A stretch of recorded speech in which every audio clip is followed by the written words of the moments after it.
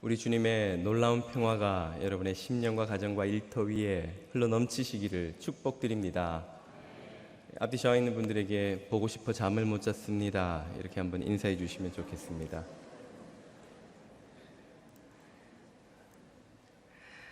오늘 우리에게 주시는 하나님의 말씀은 로마서 말씀입니다. 9장 19절에서 29절까지의 말씀을 같이 보겠습니다. 로마서 9장 19절에서 29절까지의 말씀을 자매님과 형제님들이 한 절씩 읽겠습니다. 혹 내가 내게 말하기를 그러면 하나님이 어찌하여 허물하시느냐, 누가 그 뜻을 대적하느냐 하리니, 이 사람아 내가 누구이기에 감히 하나님께 반문하느냐, 지음을 받은 물건이 지은 자에게 어찌 나를 이같이 만들었느냐 말하겠느냐, 토기장이가 진흙 한 덩이로 하나님을 귀 쓸 그릇을, 하나는 천이 쓸 그릇을 만들 권한이 없느냐. 만일 하나님이 그의 진노를 보이시고 그의 능력을 알게 하고자 하사 멸하기로 준비된 진노의 그릇을 오래 참으심으로 관용하시고, 또한 영광 받듣기로 예배하신 바 긍휼의 그릇에 대하여 그 영광의 풍성함을 알게 하셨을지라도 무슨 말을 하리요. 이 그릇은 우리니 곧 유대인 중에서뿐 아니라 이방인 중에서도 부르신 자니라. 호세아의 글에도 이르기를 내가 내 백성 아닌 자를 내 백성이라, 사랑하지 아니한 자를 사랑한 자라 부르리라. 너희는 내 백성이 아니라 한 그곳에서 그들이 살아계신 하나님의 아들이라 일컬음을 받으리라 함과 같으니라. 또 이사야가 이스라엘에 관하여 외치되 이스라엘 자손들의 수가 비록 바다의 모래 같을지라도 남은 자만 구원을 받으리니, 주께서 땅 위에서 그 말씀을 이루고 속히 시행하시리라 하셨느니라. 또한 이사야가 미리 말한 바 만일 만군의 주께서 우리에게 씨를 남겨두지 아니하셨더라면 우리가 소돔과 같이 되고 고모라와 같았으리라 함과 같으니라. 아멘. 여러분이 조지 워싱턴 브리지를 지나서 맨하탄에 들어가 보시면 맨하탄에 회의적이고 냉소적인 젊은이들이 많이 모이는 것으로 유명한 리디머 처치를 방문하실 수 있습니다. 이 교회는 미국에서 가장 영향력 있는 교회 중에 하나로 꼽히는 교회인데요, 팀 켈러 목사라는 분이 그곳을 섬기시죠. 팀 켈러 목사는 21세기의 C.S. 루이스라는 별명을 가지고 있습니다. C.S. 루이스의 별명이 20세기의 사도 바울이라고 불리었는데요, 팀 켈러는 21세기의 C.S. 루이스라고 불린다고 하니 아마 그 기독교 변증의 계보를 잇고 있는 분이라고도 평할 수 있을 것 같습니다. 그분의 책에 살아있는 신이라는 책에 나오는 일화입니다. 리디머 처치에서는 예배를 마치고 나면 그 맨하탄에 있는 젊은이들이 목사에게 기독교에 관한 질문을 하고 대화하는 그런 시간이 있다고 합니다. 어느 주일에는 한 젊은 여성이 팀 켈러 목사에게 그렇게 말하더라는 것이죠. 목사님, 저는 하나님이 심판하신다는 개념이 불쾌합니다. 왜 하나님은 불쌍한 인간들을 심판하신다고 기독교는 가르칩니까? 팀 켈러 목사가 이렇게 되물었다고 합니다. 그러면 하나님이 무조건 용서하신다는 개념은 불쾌하지 않으십니까? 그녀가 의아하게 여기면서 그게 왜 불쾌합니까? 모두가 좋아하는 개념이 아닌가요? 모두가 좋아하는 개념이 아닙니다. 이 하나님의 무조건적 용서를 흔쾌히 받아들이면서 동시에 하나님의 심판을 거부하는 태도는 역사적으로 보자면 극히 현대에 나타난 서구 사회의 한정된 문화적 태도라고 할 수 있습니다. 조금만 역사를 거슬러 올라가고 또 조금만 지역적으로 서구 이 북아메리카와 유럽을 벗어나 제3세기로 넘어가면 전통적 인습이 강한 사회에서는 오히려 용서와 이해, 관용보다 명예와 정의, 복수가 훨씬 더 중요하고 수용되는 개념입니다. 예를 들어서 지금도 여러분 인도나 중동 무슬림 지역에서는 명예살인이라는 이름으로 자신과 자기 가족의 명예를 훼손당했을 때에 그것을 살인이라는 복수 방법으로 그 명예를 회복하는 사건들이 자주 일어난다는 것을 여러분이 국제 뉴스를 통해 어렵지 않게 보실 수 있을 겁니다. 다른 가문의 그 누군가가 우리 가문을 모욕했거나 나의 명예를 침해했거나 한다면 원수라면 당연히 복수를 해서 죽여서라도 복수를 해야 되고, 심지어는 우리 집 사람이라도, 예를 들자면 요즘 문제가 되고 있는 것이 딸이나 누이가 자신들보다 천한 계급의 사람들, 남자와 결혼을 하려고 한다거나, 혹은 자기 부모가 정해준 그 혼처로 결혼하기를 원치 않아서 도망을 친다거나 하는 딸을, 누이를 그 오빠나 아버지가 잡아다가 죽이고 명예살인이라는 이름으로 심판을 하는 것이죠. 그것이 정당화되는 사회이고 그 사회에서는 그렇게 하는 이가 명예로운 존재입니다. 딸이나 누가 그렇게 행동했는데도 심판하지 않거나 자신의 명예를 훼손한 원수가 같은 마을에서 버젓이 살아있는데 아무 말 없이 용납하고 용서하고 지나가는 사람들은 그 사회에서 겁쟁이요, 나약한 자요, 비겁한 이로 오히려 손가락질 당하고 멸시당하는 것이죠. 여러분이 소설이나 영화를 통해 중세, 근세까지만 해도 사람들의 사는 모습을 우리가 엿보다 보면 어렵지 않게 자신의 명예를 훼손당했을 때 칼이나 총으로 결투를 신청해서 목숨을 걸고 그 명예 회복 혹은 불의에 대해 바로잡으려고 목숨을 거는 사람들의 이야기를 어렵지 않게 볼 수 있습니다.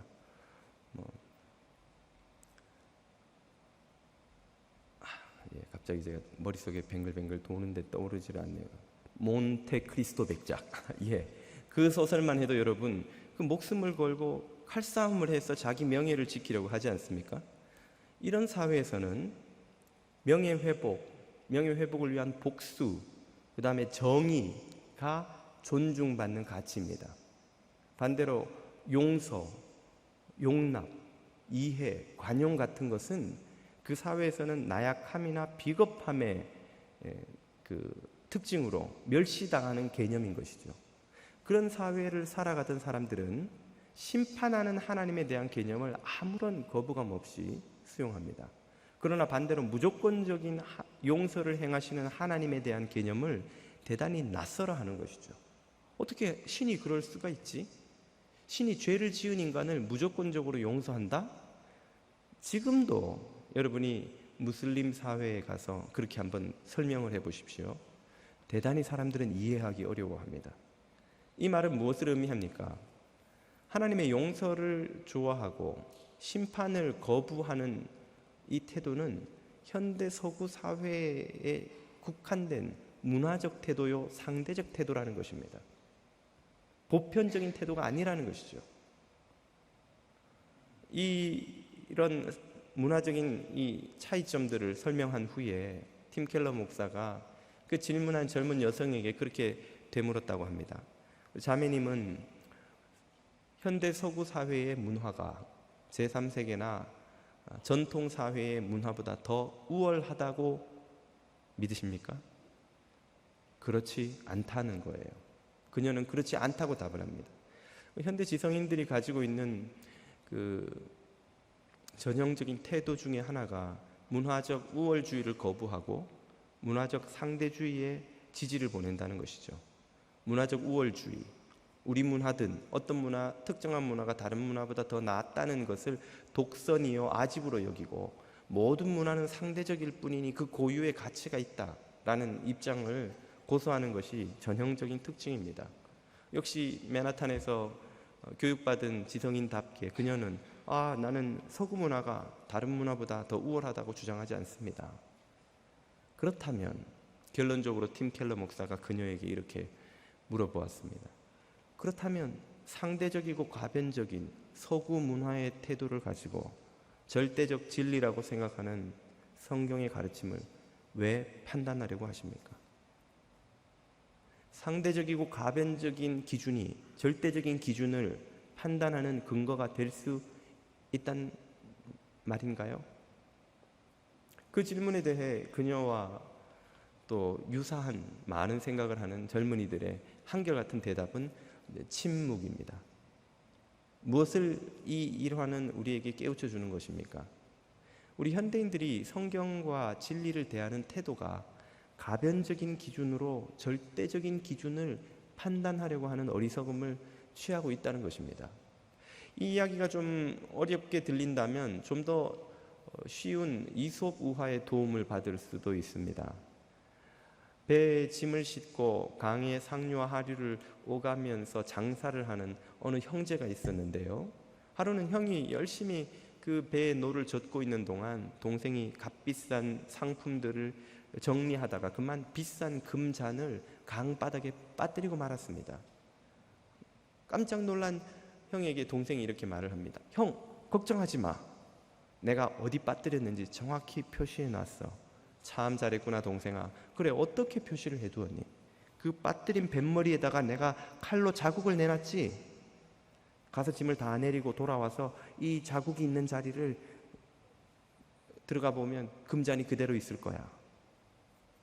참 잘했구나 동생아. 이야기를 이해하신 거죠? 네. 이 유머 감각 가득한 이솝 우화가 우리에게 들려주는 바가 무엇입니까? 움직이지 않는 강바닥의 어느 지점을 내가 타고 움직이고 있는 배에 표시해 둔 그 자국으로 어떻게 알아낼 수가 있냐는 것입니다. 만약에 그 자리를 정말 찾을 가능성을 좀 높이려고 했다면 강바닥에 무엇인가를 떨어뜨렸을 때 즉시로 강 옆에 있는 큰 바위나 나무를 기준으로 표시를 해두었다면, 거기에다 표시를 해두었다면 혹시나 돌아와서 찾을 수 있는 가능성이 조금 높아질지도 모르겠습니다. 그러나 내가 타고 가고 움직이고 있는 배 머리에다가 칼로 아무리 자국을 내서 표시를 해두어 본들, 그 배가 저 상류까지 갔다 돌아오는데 그 자국도 같이 움직이는 것 아닙니까? 역시 같은 교훈을 우리에게 주는 것이죠. 상대적인 기준을 가지고 움직이는 기준으로, 가변적인 기준으로 움직이지 않는 절대적인 기준을 측정할 수, 판단할 수 없다는 것입니다. 이런 어리석음을 현대인들만 가지고 있었던 것은 아닌가 봅니다. 오늘 본문을 보면 사도 바울도 팀 켈러 목사가 들었던 것과 유사한 질문을 받습니다. 오늘 본문의 시작인 19절이 그 점을 이렇게 설명해 주죠. 혹 네가 나에게 말하기를, 묻기를, 도전하기를, 항변하기를, 이렇게 볼 수 있겠죠. 그러면 하나님이 어찌하여 허물하시느냐? 하나님이 왜 심판을 하시느냐? 어떻게 하나님이 심판을 하실 수 있느냐? 이런 말이 되겠습니다. 누가 그 뜻을 대적하느냐 하리니. 지금 이 항변은 지난주에 다루던 문제를 조금 더 다루는 것이라고 할 수 있는데요. 지난주에 우리는 하나님께서 긍휼을 베푸시는 것이나 심판을 행하시는 것을 모두 당신의 주권 아래서 행하신다 하는 점을 살펴보았습니다. 하나님은 그 무한한 긍휼을 자격 없는 자에게 거저 베풀어 주시기도 하시고, 악한 이들의 완고함을 이용하셔서 당신의 영광을 드러내기도 하셨다는 말이죠. 이 두 가지 하나님의 일하심에 대해서 두 가지 도전이 이어지는데요. 그 첫 번째 도전은 하나님의 긍휼을 행하심에 대한 도전으로 지난주에 14절을 통해 살펴보았고, 오늘은 그 두 번째 도전으로 하나님의 심판하심에 대한 도전을 19절에서 살펴보게 됩니다. 지난주에 바울은 그런 도전을 받았죠. 하나님이 그 긍휼하심을 왜 우리 유대인들에게 주지 않고 저 자격 없고 더러운 이방인들에게 주느냐는 것입니다. 그렇게 하신다면 그건 불의한, 불공평한 처사입니다 라는 항변을 받았을 때 바울은 무엇이라 그에 답합니까? 하나님이 베푸시는 긍휼은 인간의 수고를 대가로 얻어내는 보상이 되지 않는다는 거죠.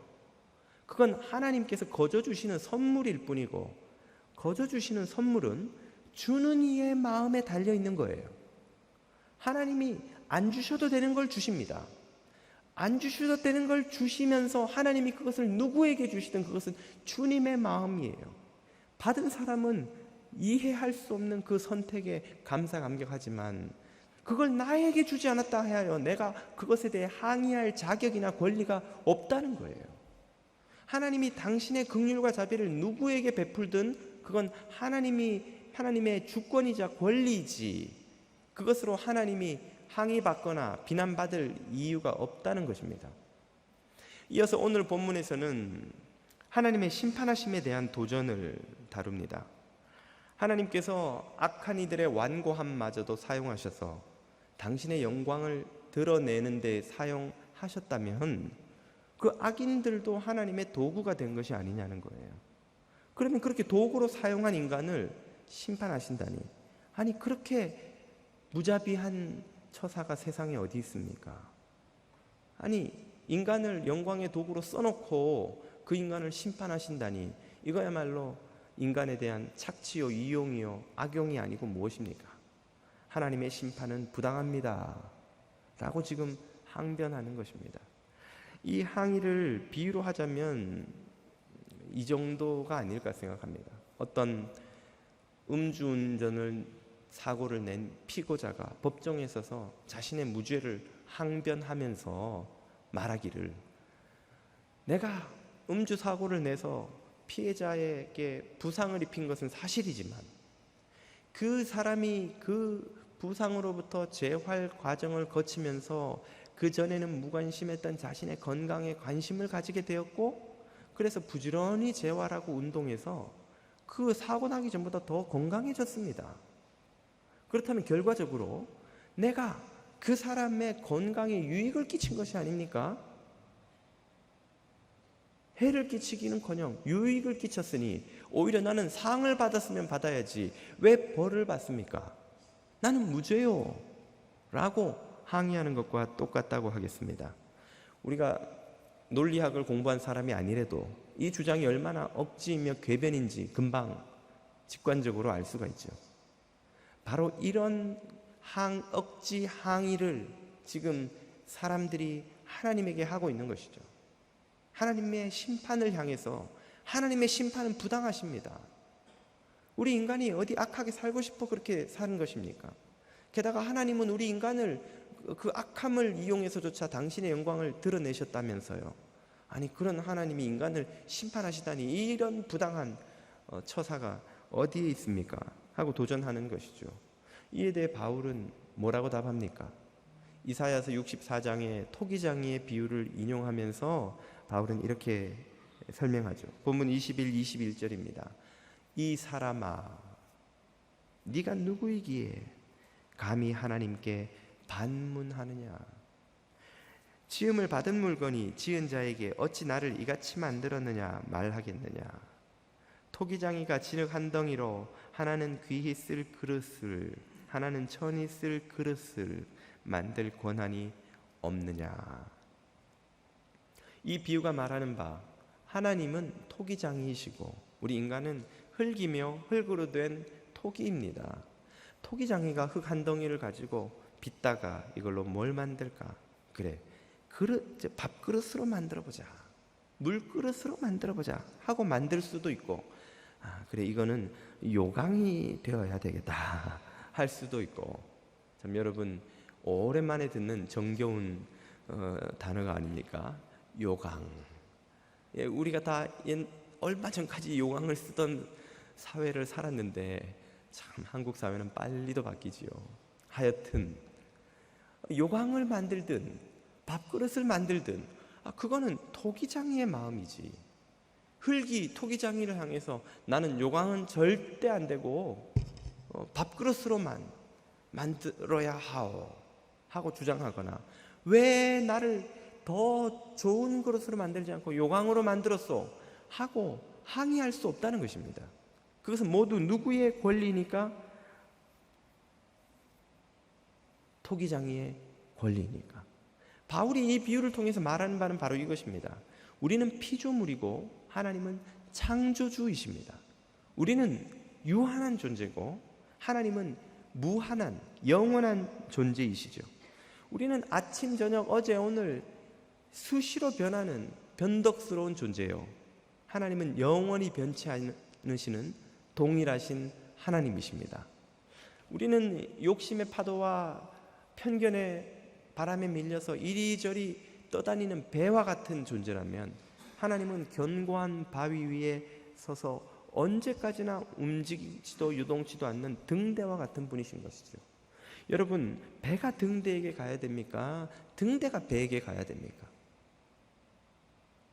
배가 등대의 불빛을 보고 찾아가야 거기 생명의 길이 있는 거예요. 거기 안전한 항구가 있는 거예요. 등대가 배를 향해 오라는 것은 배가 이리저리 표류하며 바다 한가운데 떠서는 등대에 전화를 걸어서 여기 깜깜한데 등대가 이리 와서 불을 좀 비춰주시오. 등대가 올 수도 없으려니와 바다 한가운데 불을 비춰본들 뭐합니까? 가봐야 거기는 역시 바다 한가운데인 거예요.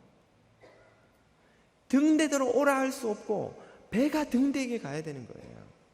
진리에게 우리를 맞추라고 할 수 없고 우리가 진리에게 맞춰야 되는 거예요. 우리 집은 진리가 다 좌우해요. 하여튼 진리는 꺾을 수가 없어요. 진리의 고집은. 들을 게 있는 자는 들어주십시오. 진리에게 우리가 맞추는 수밖에 없는 거예요. 그래야 거기 살 길이 있는 거예요. 인간이란 어떤 존재입니까? 아침에 다르고 저녁에 다르고 어제 다르고 지금 다르고 배고플 때 다르고 배 부를 때 다르고 화장실 들어갈 때 다르고 나올 때 다르고 돈 없을 때 다르고 돈 있을 때 다르고 아쉬울 때 다르고 아쉬움이 없을 때 다르고 믿을 수 없는 존재가 인간이에요. 믿을 수 없는 존재가. 우리가 70억이 이 땅에서 산다면 70억 곱하기 몇 제곱을 해야 그 수많은 마음의 변덕에 맞춘 기준이 나올지 모릅니다. 그렇게 진리라는 것이 시대에 따라서 문화에 따라서 사람에 따라서 처지에 따라서 그 사람의 재산 정도의 지위 고하의 배움 정도에 따라 다 달라지는 것이라면 그것이 어떻게 진리라고 할 수 있겠습니까? 진리는 어떤 배가 그곳을 지나가든 항상 같은 곳에서 같은 길을 비추어 주어 안전한 항구로 인도하는 역할을 할 수 있을 때에만 그게 진리인 거예요. 동양과 서양이 서로 다른 문화에 맞춰서 우리 문화에서는 이렇게 삽니다. 이게 진리예요. 그건 진리가 아닌 거예요. 그건 문화적인 상대적인 그 시대와 상황에 맞춰 수없이 변하는 가변적인 기준에 불과한 것이죠. 사람들이 하나님에게 왜 하나님은 우리 인간을 심판하십니까? 라고 말하지만 사실상 하나님은 우리 인간을 현대인들이 생각하듯이 심판으로 밀어넣는 분이 아닙니다.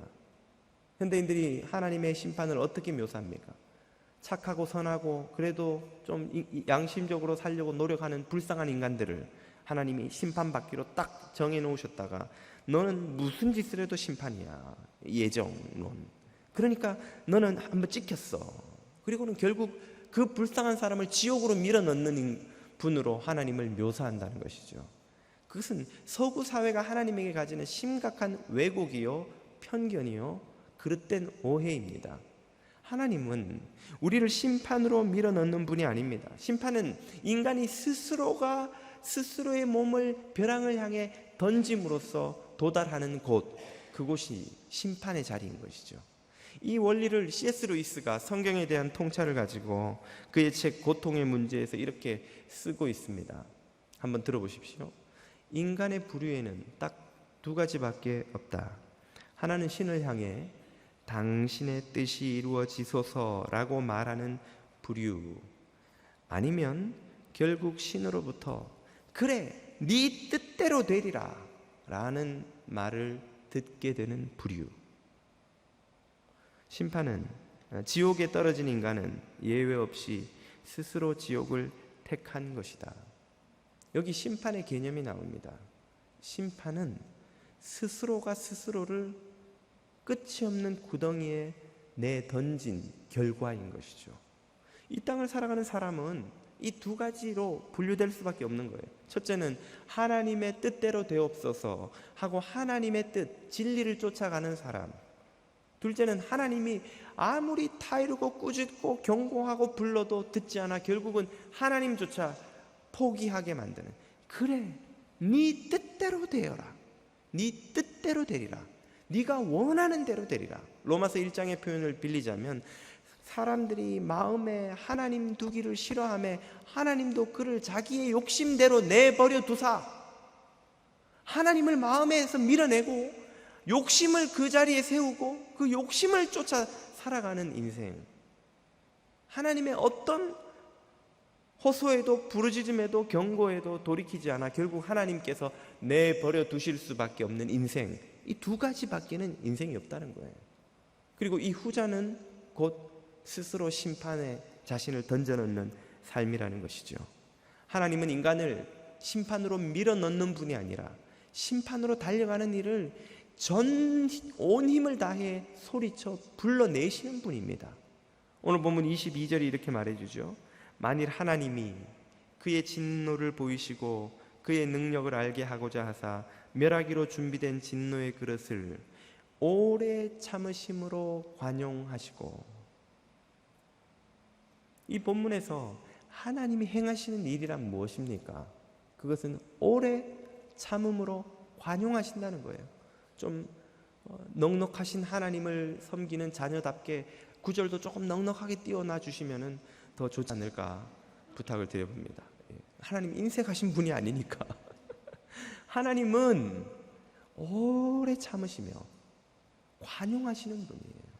하나님이 만약 우리를 심판하기 원하시는 분이고 심판이 하나님의 목적이라면 왜 오래 참으시며 왜 관용하십니까?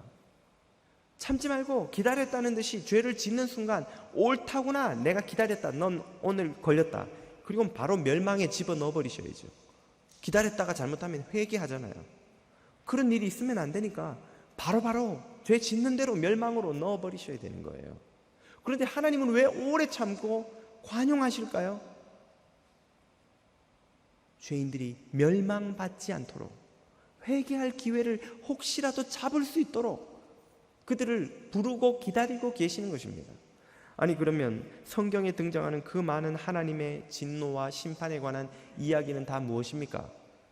그 성경에 수없이 등장하는 진노와 심판의 메시지는 누차 말씀드리는 바와 같이 멸망을 향해 달려가는 이들에게 하나님이 온 힘을 다해 돌아오라고 부르는 간절한 호소요 외침인 것입니다. 자녀가 방탕한 삶을 살고 아무리 부모가 타일러도 듣지 않을 때 부모가 그만 역정이 나서 야 이놈아, 그러다가 넌 망한다 이놈아 하고 소리치는 것이 그 아들을 딸을 저주하는 것입니까? 그에게 망하라고 그를 저주하는 것인가요? 그를 망하게 하기 위해서 그를 더 밀어넣는 것입니까? 그 길로 가면 망하니까 돌아오라고 부르는 거예요. 마지막으로 경고하는 거예요. 십계명에 등장한 그 많은 계명을 어긴 이들에 대한 심판의 경고, 선지자들이 이스라엘을 향해서 쏟아놓은 그 수많은 경고, 예수님이 바리새인들을 향해 혹독하게 꾸짖고 비판하셨던 그 꾸지람, 사도들이 복음을 선포하며 함께 외친 그 심판의 메시지는 모두 본질상 똑같은 거예요. 그 길로 가면 망하니까 돌아오라는 거예요. 그 길로 가지 말라고 경고를 하는 거예요. 경고는 시끄럽고 듣기가 불편한 것입니다. 여러분 운전 중에 폴리스카가 지나가면 그 소리가 어떻게 들려요? 급히 가야 되니까 좀 비켜주세요. 빵빵 빵빵 이런 폴리스카 보셨어요? 어떻게 표현을 해야 될까요? 갑자기 깜짝 놀라잖아요. 빨리 길을 비켜줘야 돼요. 그 경찰차가 지금 경고를 하는 거예요. 지금 급하게 가야 됩니다. 비키세요. 잘못하다가 나 부딪혀요.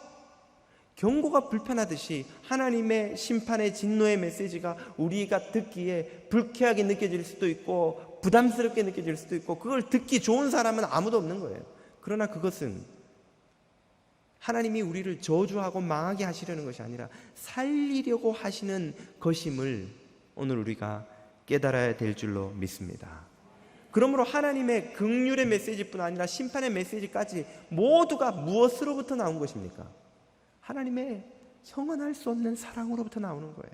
그 사랑을 깨닫는 인간은 하나님 앞에 무엇을 할 수밖에 없나요? 항변이 아니라 할 말을 잃게 되는 거예요. 그 그 사랑 앞에 본문 23절을 보십시오.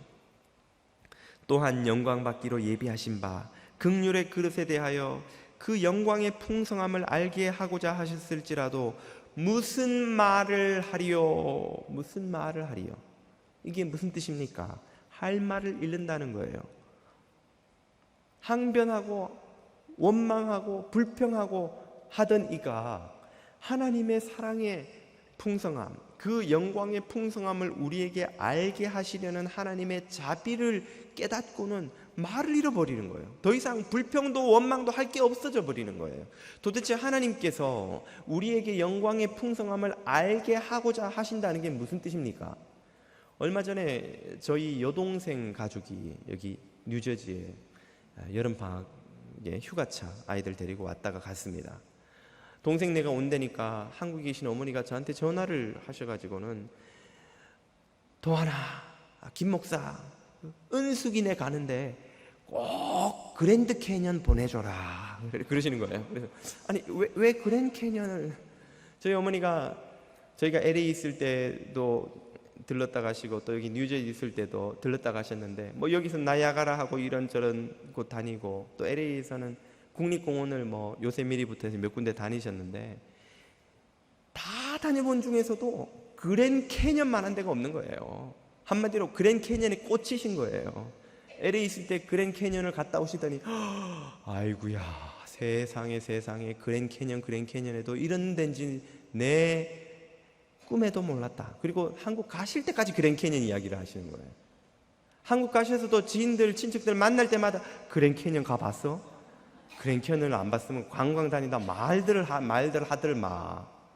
그랜 캐년이 얼마나 어머니 그 마음에 강렬하게 인상이 남으셨던지 은숙이네를 꼭 그랜 캐년 보내라는 거예요. 아이고 예 엄마 근데 여기 있는 기간도 짧은데 여기 나야가라하고 동부에 갈 때도 시간 없어 아마 다 못 갈 것 같은데 그랜 캐년 좀 여기서 멀어요. 맞다 멀지 그거는 동부하고 서부 멀지 그래 맞다 그런데 꼭 그랜 캐년 보내줘래. 영국 BBC 방송국이 꼽은 죽기 전에 가야 할 관광지 50선 1위 그랜 캐년. 우리 동부에 사시는 사랑하는 교우 여러분 모두 조만간 그랜 캐년을 순례하고 돌아오시기를 축복드립니다. 예. 그랜 캐년이 너무 좋으셔가지고 하여튼 동부고 서부고 상관없이 은숙이네가 그랜 캐년을 봐야 된다는 거예요. 이 마음이 뭡니까? 어머니가 경험하신 가장 좋은 경험을 사랑하는 딸, 사위, 손녀들에게 보여주고 싶으신 거예요. 얘들아 그랜 캐년이 어떤 곳인지 내가 봐야 돼. 안 보면 미국 갔다 왔다고 할 수가 없어. 너무 좋으시니까 그걸 자녀에게 그 영광과 그 장엄함과 아름다움을 보여주고 싶어 못 견디는 마음. 이게 지금 주님의 마음인 거예요. 주님이 보기에 좋았더라 심히 좋았더라 이 광활하고 거대하고 아름다운 우주를 창조하시고는 그 모든 세상을 아담과 하와에게 맡기시면서 오늘 내가 이걸 너희들에게 준다. 너희는 생육하고 번성하고 땅에 충만하고 이 땅의 주인이 되어 이 땅을 다스리고 이 땅을 관리하고 이 땅에 있는 모든 좋은 것을 누리어라 하고 주실 때의 주님의 마음. 아담과 하와는 그 제한된 눈으로 그 우주의 한기퉁이에서 어떻게 그 장엄함을 감히 상상이나 하겠습니까? 은하수만 보고도 그냥 넋이 나가고 오로라만 보고도 정신이 혼대간데 없이 혼미할 정도인데 하나님이 보시는 그 영광을 도무지 이해도 못하는 거예요. 누구 혼자 좋아서 어쩔 줄은 모릅니까? 주님 혼자 이 아름다운 세계를 나의 피조물 아담과 하와에게 다 주시면서 이걸 내가 너희에게 주는 것이 얼마나 소원하는 것이고 기쁜 것인지. 부모가 자녀에게 좋은 것을 꼭 그랜 캐년 가보라고 막 안달복달을 하지 않을 수 없을 만큼 소원하는 것과 비교할 수 없는 마음으로 주님은 자녀들에게 생명에 속한 모든 하나님의 나라의 복을 주기를 원하시는 거예요. 아담과 하와에게 그 세상을 주셨던 것보다 더 큰 간절함으로 오늘 저와 여러분들을 영원한 죄 가운데서 택하셔서 새하늘과 새 땅에 그 풍성한 생명의 영광을 주고 싶어 못 견뎌 하시며 우리를 불러 자녀 삼으시고 그 거룩한 구원을 위하여 독생자 아들 예수 그리스도의 피값을 치르시고 우리를 사신 그 주님의 사랑을 성도가 깨닫고 나면 할 말이 다 사라져버리고 할 말을 잃어버리게 되는 것입니다. 그것이 사도 바울이 경험한 하나님의 사랑이에요. 그것이 지금 하나님의 사랑과 공의 앞에 항변하는 사람들에게 바울이 깨닫게 하고 있는 것이죠. 오늘 저와 여러분에게 하나님이 얼마나 큰 사랑을 주고 싶어 안달하며 구원의 길로 우리를 부르고 싶어 하시는지, 얼마나 큰 자비와 긍휼로 저와 여러분을 택하셔서 그 길에 들어선 하나님의 자녀가 되게 하셨는지 만약 우리가 조금이라도 깨달을 수 있다면, 하나님이 창조하신 우주의 한 귀퉁이의 흔적 먼지 조각보다도 못한 계곡 앞에서도 사람이 넋을 잃고 그 아름다움과 장엄함 앞에 겸손해진다면 그 하나님의 영광의 실체를 우리가 보게 될 날 얼마나 큰 그 영광 앞에 압도되는 경험을 하게 될까요? 예전에 어떤 성도께서 제게 요한계시록을 보니까 천국 가면은 영원토록 찬양만 한다는데 일주일에 한 번씩 찬양대를 서야 그것도 재미있지, 허구한 날 노래만 부르면 힘들어서 어떡합니까? 재미도 없이. 계시록이 말하는 건 그런 게 아닌 거예요. 계시록이 말하는 바가 정확히 지금 이 바울이 선언하고 있는 바입니다. 그 하나님의 사랑과 영광의 온전함을 마주하고 나면 성도가 하나님 앞에 서서 할 수 있는 유일한 고백은 영원히 그 사랑과 그 영광과 그 능력과 자비를 찬양하는 것밖에 없다는 거예요. 찬양밖에 할 수 있는 게 없다는 거예요.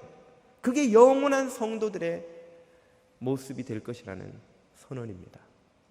오늘 저와 여러분은 하나님 앞에 무슨 할 말을 가지고 서 있는지요?